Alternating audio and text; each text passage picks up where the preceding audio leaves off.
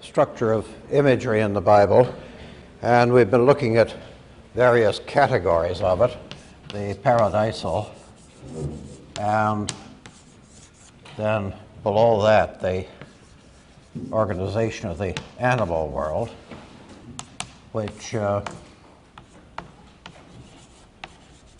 one occasion gives us the Garden of Eden, and on the other the pastoral world, more particularly of the sheepfold. And of course, pastoral and garden imagery have overlapped both in biblical and secular literature all through the history of human imagination.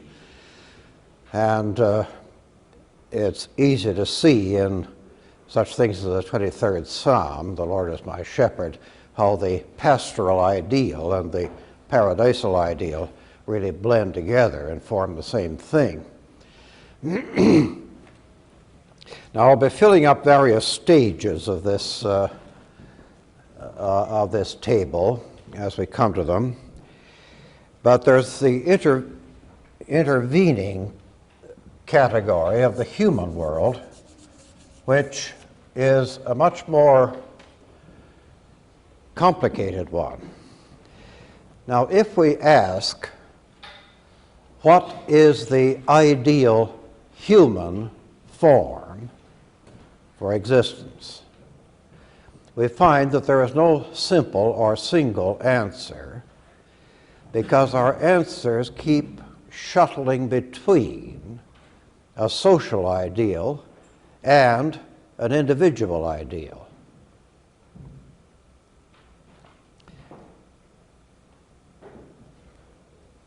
That is, if we think of human ideals, they are a paradoxical mixture of a belonging and an escape.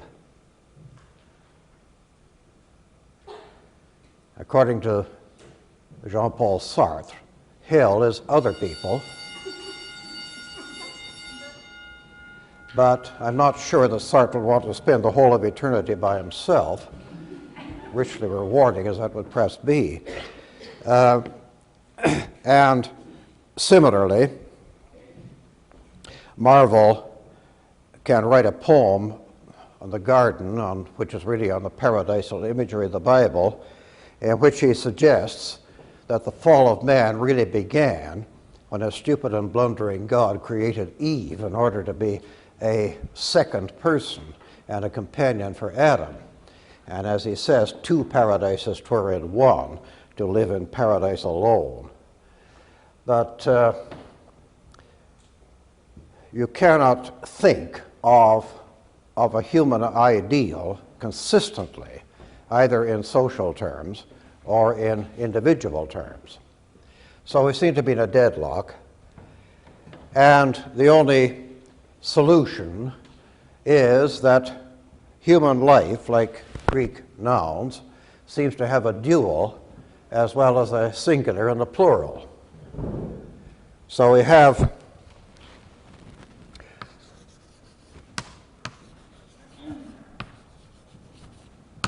the individual life, the sexual, the erotic relation between two people, and the social.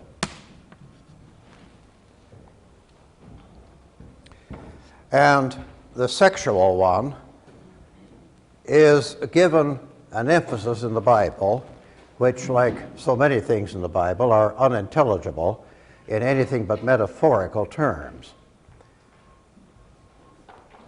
We are told that in the sexual relation, two people are actually the same person while remaining two people, which is not possible, but is therefore the cornerstone of biblical imagery.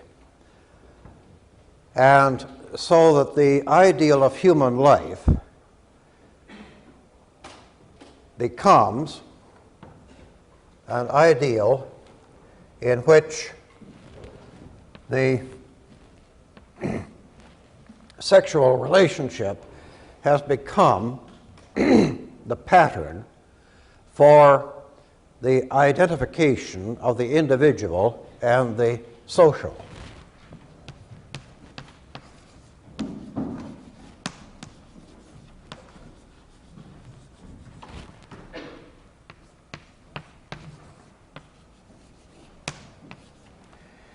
And the imagery of a wedding, of the union of the bridegroom and the bride, is one of Jesus' own favorite images for the apocalyptic or ideal world. And it is essential to realize that in this case, the bride is actually the entire following of Christians. And in the book of Revelation, it is identified with Jerusalem or Israel,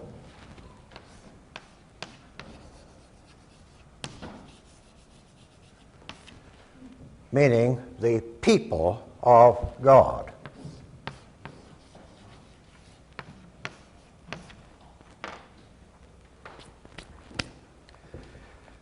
Now that suggests, first of all, that sexual imagery has relatively little to do with the actual relations of men and women. That is, in this relationship where Christ is the bridegroom and the bride are the people of Christ, it follows that Christ is the only, symbolically, the only male.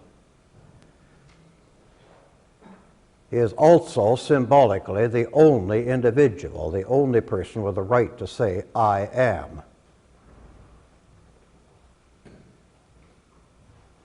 That means that the souls of the people of God, whether they are souls of men or of women, are all symbolically female and make up a single bride figure.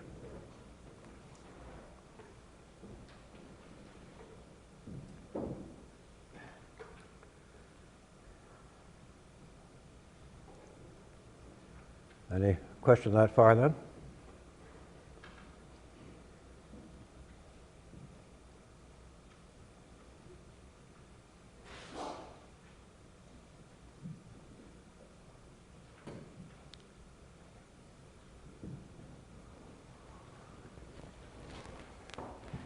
Now, again, metaphorical thinking is not logical thinking, and we have to proceed with a sets of identifications that we would find it hard to follow in other categories. But that is the way in which the human imagery of the Bible is linked together. Could you look at the Song of Songs in the Old Testament?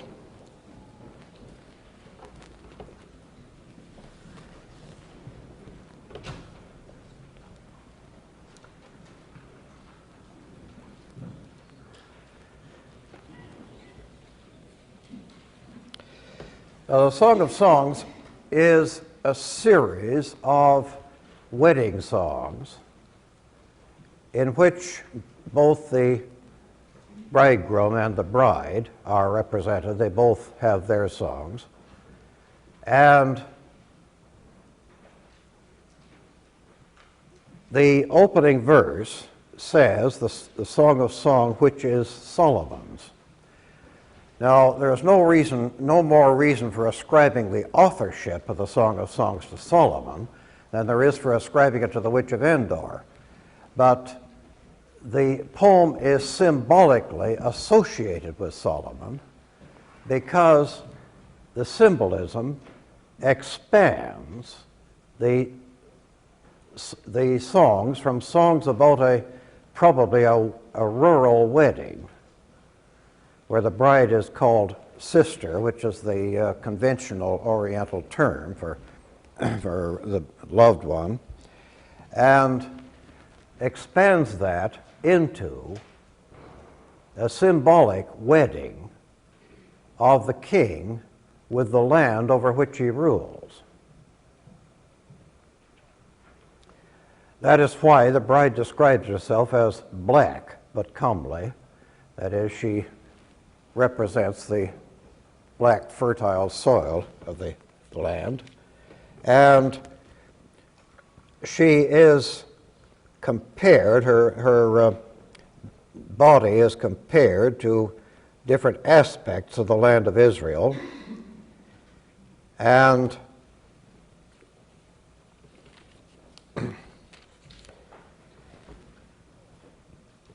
we are told that her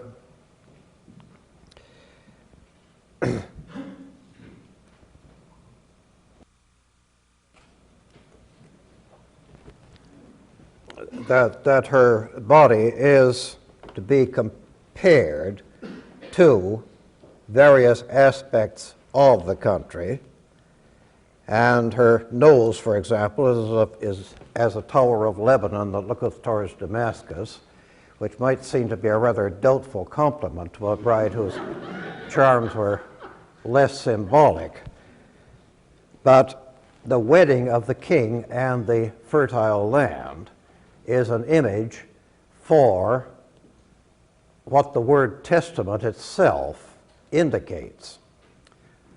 The word that we translate as testament, which is berith in Hebrew and diatheke in Greek, means a covenant or a contract, and it means specifically the contract between God and his people Israel, so that Solomon and his bride, the Shulamite woman of the Song of Songs, expands by a further range of symbolism into the relationship of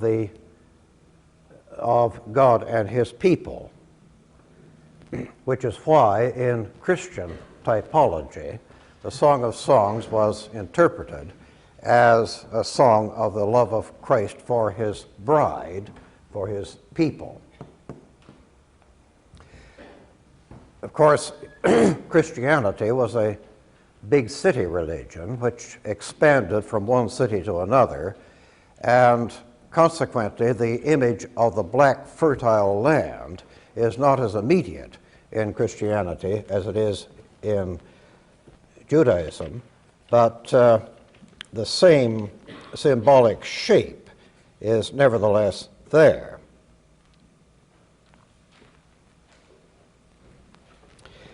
And if you look at Isaiah 62, you see the same prophecy being applied to the restored Israel. In the 4th verse,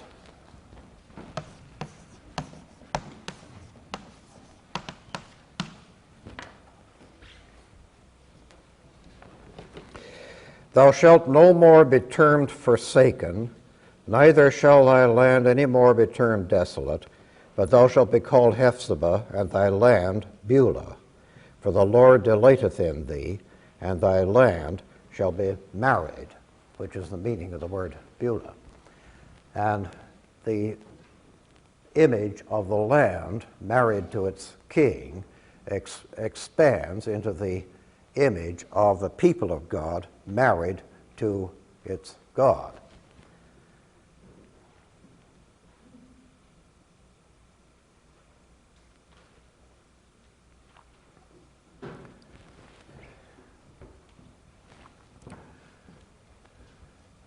Now, if we put this closer to the center of the blackboard, we can perhaps get either the other side of the imagery in.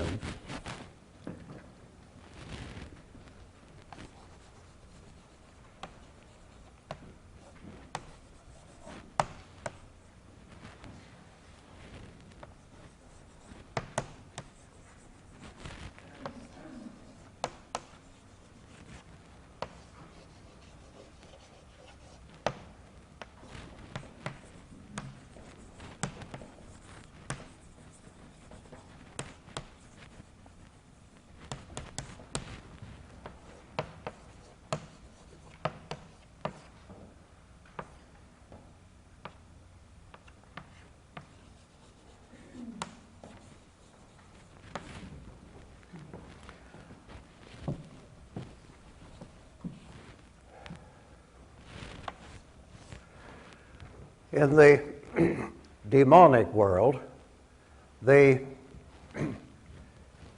demonic counterpart of the bride would be the figure described in the book of Revelation as the great whore, and the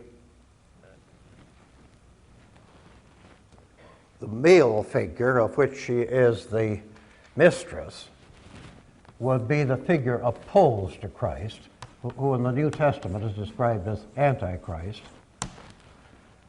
And just as the bride is identified with Jerusalem, so the whore would be identified with the heathen city, Babylon. Can you look at the 17th chapter of Revelation?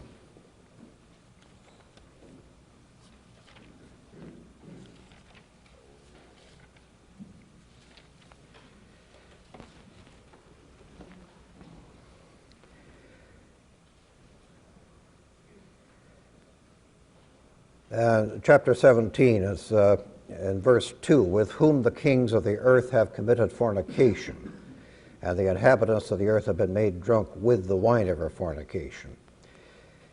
And then in verse 5, and upon her forehead was a name written, Mystery, Babylon the Great, the mother of harlots. And later on, in verse 9, she is associated with 7 mountains, which are clearly the 7 hills of Caesarean Rome.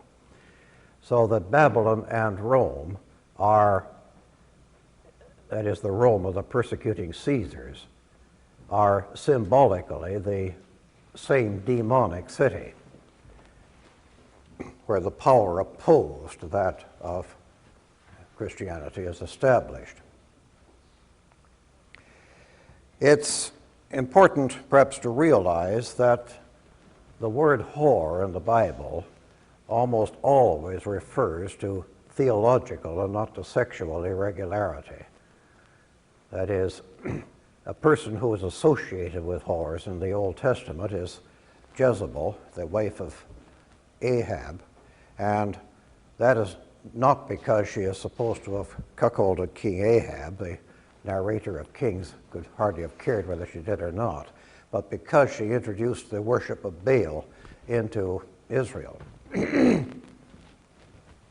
And the reason for the epithet, apart from the symbolic contrast to bride, is not just that it's abusive, but it has a more specific reference to the custom in Canaanite religion of maintaining prostitutes in the temple, which is a practice that the Israelites in Deuteronomy are forbidden to have anything to do with, but which was obviously extremely familiar to them. If you look at the story of Tamar, for example, in Genesis, Tamar disguises herself as a cult prostitute in order to get back her inheritance as a forsaken wife. And the story would be unintelligible if the practice were not familiar to Israel as well as to the surrounding nations.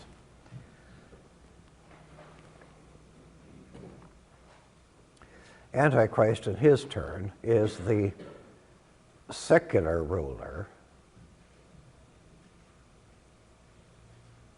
and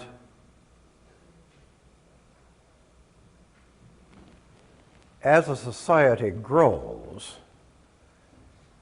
from tribal communities into nations, and from nations into empires, the ruler of the empire tends to think of himself as the ruler of the world. And the Bible does not regard the world ruler as necessarily an evil person, but he rules over the kind of world in which sooner or later one of his descendants is going to become so. So that Jesus' axiom about spiritual and temporal authority render to Caesar the things that are Caesar's and to God the things that are God's, runs into a difficulty as soon as Caesar begins to claim what is due only to God, that is, divine worship. And it's only when he does that that he becomes an Antichrist figure. And that figure is referred to in both one of Paul's letters and in the book of Revelation itself. And in the book of Revelation, the Antichrist is characterized in a cipher. The cipher is the number 666. And ciphers of that kind usually turn on the fact that the letters of the alphabet were also used as numbers. And there has never been a cipher in history solved as often as that one has been. It has been solved in Hebrew, it's been solved in Greek, and it's been solved by Robert Graves in Latin. And it always, or at least apparently, nearly always at any rate, spells out the name of Nero, who is the type of the persecuting emperor. He was the first emperor to institute a persecution of Jews and Christians, according to Tacitus, in order to have somebody to blame for the burning of Rome. And although the author of Revelation probably lived under a later emperor, still Nero is the type.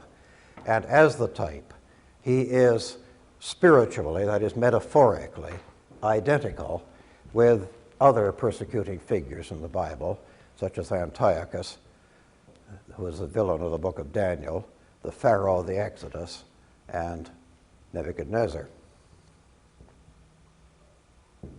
Okay?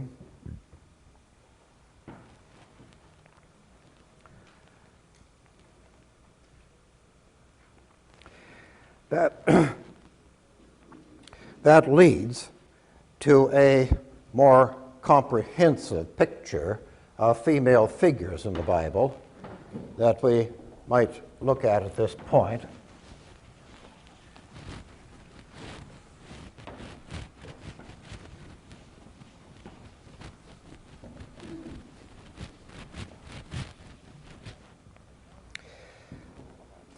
I've been dividing images into the apocalyptic or ideal and the demonic. Those are a contrast. There are also intermediate figures who represent human nature in the sense that they are neither wholly evil nor ideal, but are imperfect figures undergoing the process of redemption. And you can divide the female figures of the Bible into two groups, the maternal and the marital, that is, the mother figures and the bride figures. And over on this side, the maternal figures include the Virgin Mary and a mysterious woman who appears in the book of Revelation, at the beginning of Revelation 12, and who is said to be a woman clothed with the sun and the moon under her feet, and upon her head a crown of 12 stars. She's a queen of heaven, like so many maternal goddesses, but she is also described as the mother of the Messiah, like the Virgin Mary. So that there are really three accounts of the birth of the Messiah in the New Testament. The one in Matthew, which has the wise men and has Jesus born in a house, and the one in Luke, the pastoral one, which has the shepherds and has him born in a manger, and this account here in chapter 12, which is so obviously mythical and metaphorical that it has never succeeded in getting on our Christmas cards. But in any case, there is the second maternal figure And in the intermediate category, you have the specifically human mother, who, of course, is Eve, our general mother, as Milton calls her, who is the representative of humanity going through sin and redemption, and also Rachel, who, though only one of the wives of Jacob or Israel, is symbolically the mother of Israel, and is so referred to in Matthew in connection with the slaughter of the innocents. And bride figures would then include the bride of the Song of Songs and the Jerusalem bride, who appears at the end of the book of Revelation, chapter 21, where it is said that she is the holy city, the New Jerusalem, descending to earth as a bride adorned for her husband.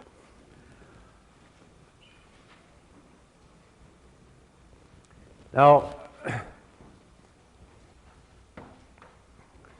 there doesn't appear to be a demonic maternal figure, but this blackboard demands one, and we often find that if the Bible does not supply what is needed diagrammatically, it will invariably be supplied by later legend. So later legend obliged by constructing the figure of Lilith. Now Lilith is mentioned in Isaiah. It's Isaiah 34, I think. And the King James Version calls her a screech owl, which is one of the bad things that the Authorized Version is continually doing, that is making rationalized translations.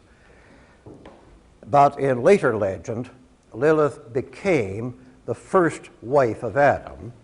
There are two accounts of creation in the book of Genesis, and the effort to reconcile those two accounts wound up by giving Adam two wives, the first one being Lilith and the second Eve. And Lilith, we are told, was the mother of all the demons and the fallen angels. And being that, she had a very flourishing career in romantic literature, and she appears in Goethe's Faust and as the heroine of a romance of George MacDonald and many other places. And the marital figure is, of course, the great whore of Revelation, identified with Babylon as the other one is with Jerusalem, and with such Old Testament prototypes as Jezebel introducing the cult of Baal. It follows, therefore, that there needs to be an intermediate marital figure, and that intermediate figure would represent the human race going through the process of sin and redemption. Now, we've said that the word we translate testament has the other meaning of, or at least it has the primary meaning, of covenant or contract between God and his people. The contract is represented as something drawn up by God's initiative with Israel. It is also represented as a contract which God could break, but won't break because of his nature, but as a contract which man, strictly speaking, cannot break, but is forever trying to break. So that symbolically, the female figure of this category here would be the forgiven harlot. That is, the bride figure who is unfaithful to her Lord, but who, in spite of that, is to be forgiven and brought back again. Now, that harlot figure appears in various parts of the Old Testament. Ezekiel, for example, in chapter 16,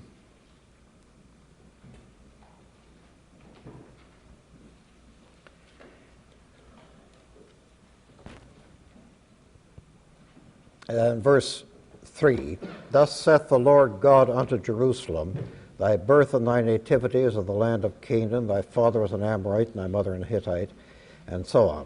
And the whole chapter goes on to describe the unfaithfulness of Jerusalem and yet her forgiveness. The Canadian poet James Rainey has a poem called Rachel, which is, in effect, a very beautiful and very eloquent paraphrase of this chapter in Ezekiel. And the same image turns up later in Hosea, where Hosea is ordered by God to marry two harlots, one after the other, and they represent the apostasy of both North and South Israel. And the same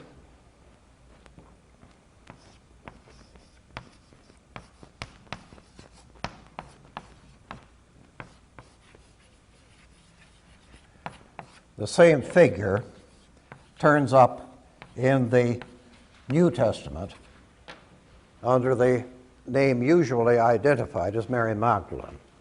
There is an anonymous woman in the 7th chapter of Luke described as a sinner whose sins are forgiven because she loved much. And Mary Magdalene appears in the next chapter of Luke and is generally identified with her.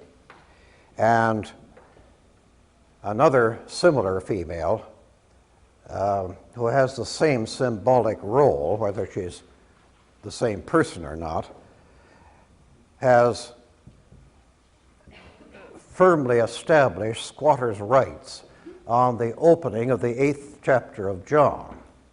She is actually a bit of floating folklore associated with Jesus, and in the early manuscripts she appears in various places, and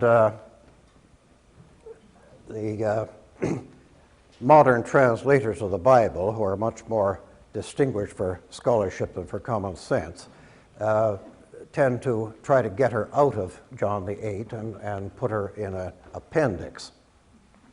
But nevertheless, she's still there, and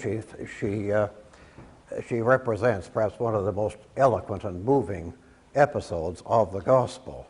The woman who, because she was a harlot, is condemned to be stoned to death. And Jesus interferes and suggests that those who have never committed any sins at all might take the lead in throwing the stones.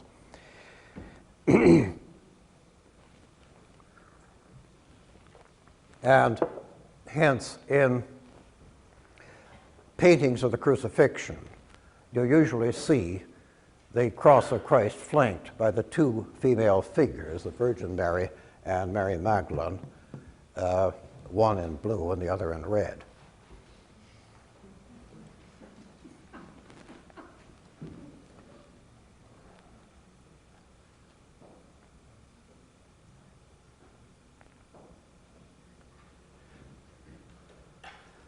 In a polytheistic mythology, you can have the maternal figure and the bridal figure identified.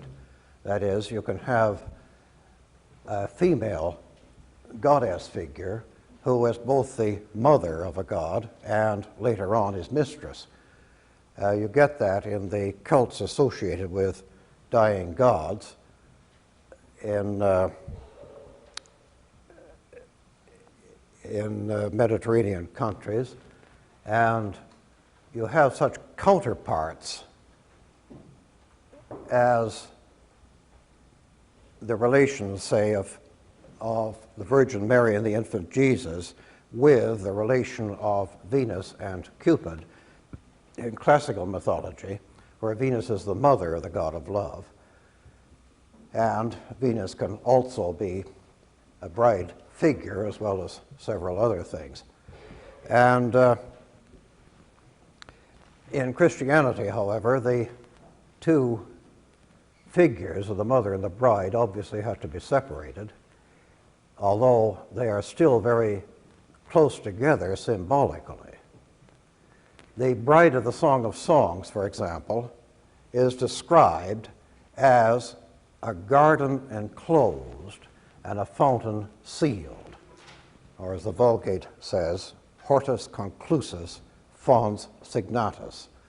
And the garden enclosed and the fountain sealed has always been traditionally identified with the Virgin Mary, who, from one symbolic point of view, is the bride of the Holy Spirit as well as the mother of the Logos.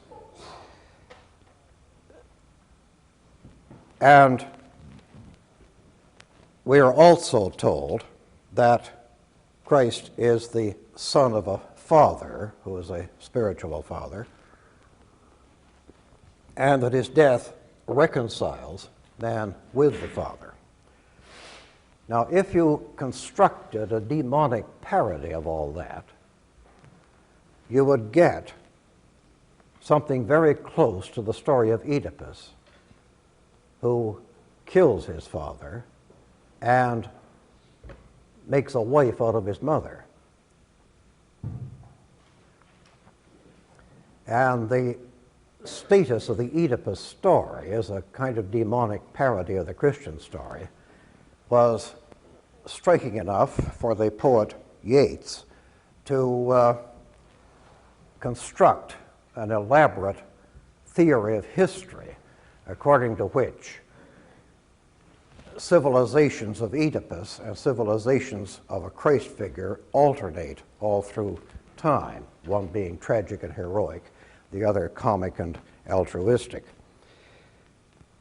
But it's perhaps easier to see the Oedipus story as either a demonic parody of the Christian story, as it is in some aspects, or as an intermediate analogy of it, as it is in certain other aspects. In the story of the creation of Adam, for example, the older story, which begins in the 2nd chapter of Genesis, the Yahwist account as it's called, Adam is made from a female Adama, or Mother Earth. And when he is told after the fall that he goes back to the ground from which he was taken, he returns to that Earth Mother after making the break with his father, so that the Oedipus legend is not quite removed from the story of Adam itself.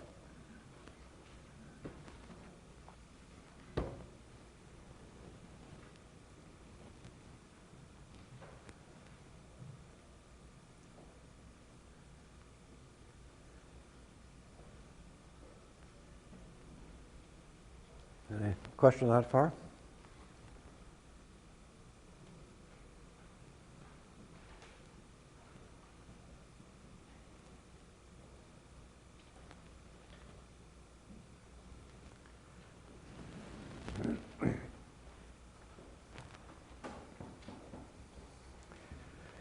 Well, this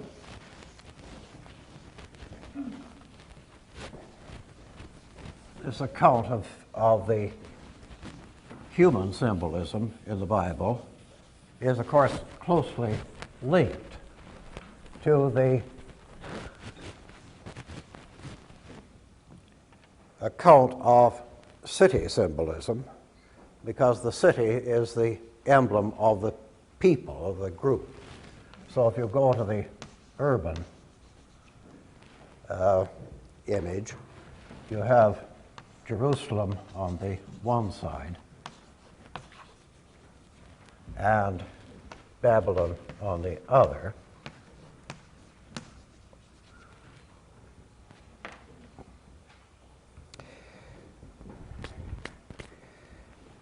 And that brings us up again against the question of the ambiguity between the social image and the individual image. Now, there's another dimension of this relation of the social to the individual, of the class or group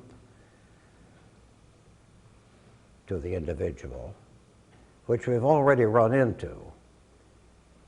We saw that the paradisal imagery of the Bible is, in the first place, a garden, and in the second place, a single tree, a tree of life. And that leads to a general principle of imagery in the Bible, a special kind of metaphor where the individual is identified with the class or group of things to which it belongs.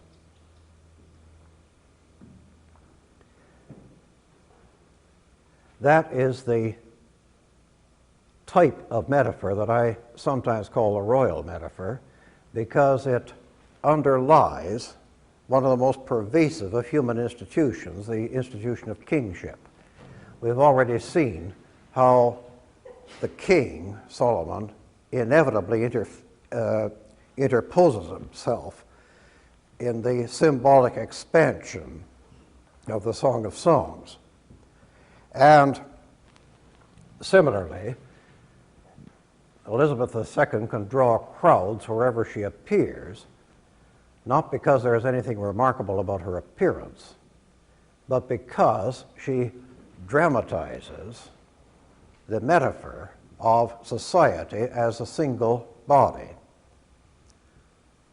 And that has been the function of the king in all ages, to represent in an individual form the unity of his society.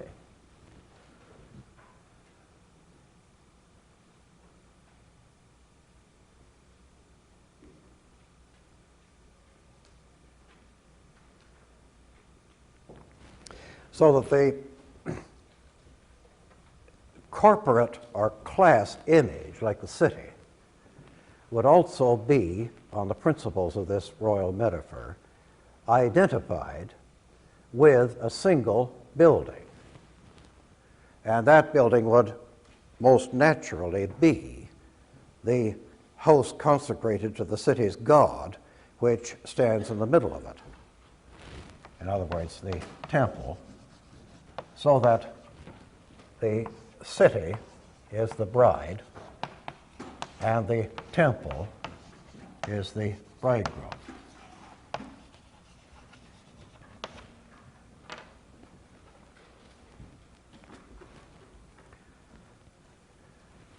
We're told several times in the Gospels that the temple is to be identified with the body of Christ.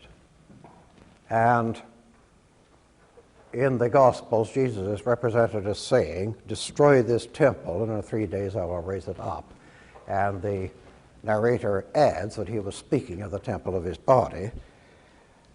But the author of Revelation, in describing the New Jerusalem, is very emphatic that there was no temple therein, because, as he explains, the place of the temple has been taken by the body of God. So that there is, in this metaphorical symbolism, the unity of the bridegroom and the bride, in which all the buildings of the city are one building, a house of many mansions, And the corresponding demonic image is, of course, the Tower of Babel.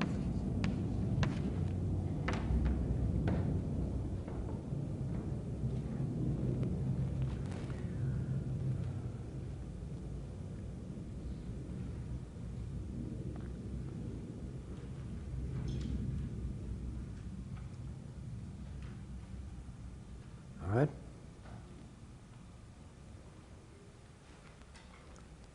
Yeah. Do the images of the city also have an intermediate corresponding symbol? Sorry? The metaphor of the city, they have intermediate, city. Well, the intermediate one would be the earthly Jerusalem, which keeps falling and rising in the image of human catastrophe and redemption. The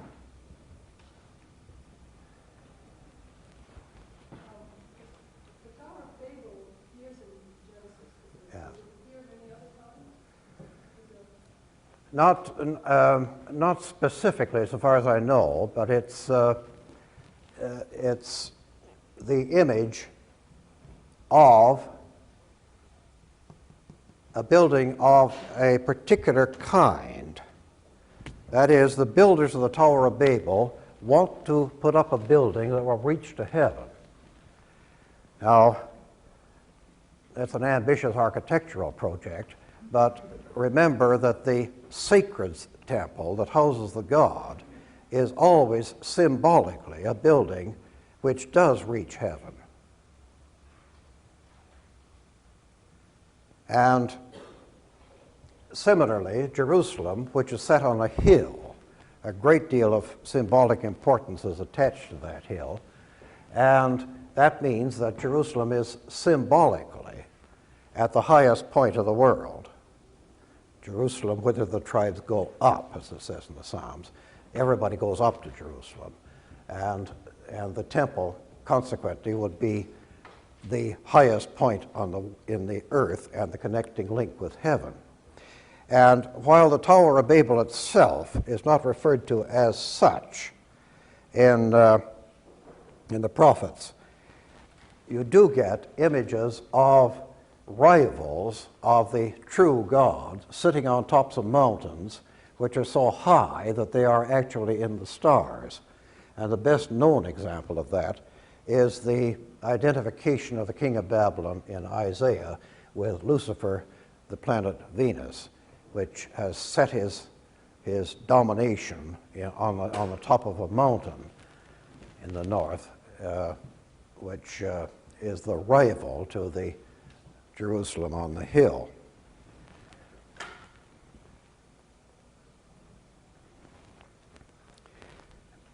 Well, I want to go on with some of the complications of that next day then.